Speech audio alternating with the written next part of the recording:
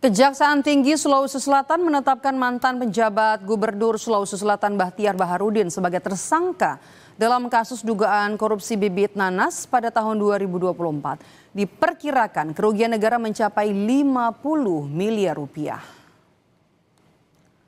Bahtiar bersama 4 tersangka lainnya digelandang menuju mobil tahanan. Bahtiar ditahan selama 20 hari di Lapas Maros, sementara tersangka lainnya ditahan di Lapas Kelas 1 Makassar dan Rutan Makassar.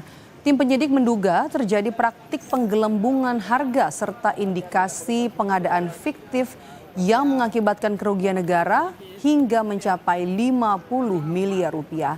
Selain kelima orang tersebut, Kejati Sulsel juga menetapkan 1 tersangka lain berinisial UN yang menjabat sebagai KPA PPK.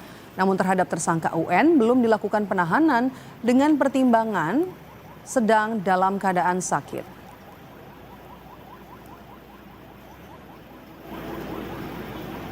Khusus Kejaksaan Tinggi Sulawesi Selatan telah melakukan penahanan terhadap 5 orang tersangka.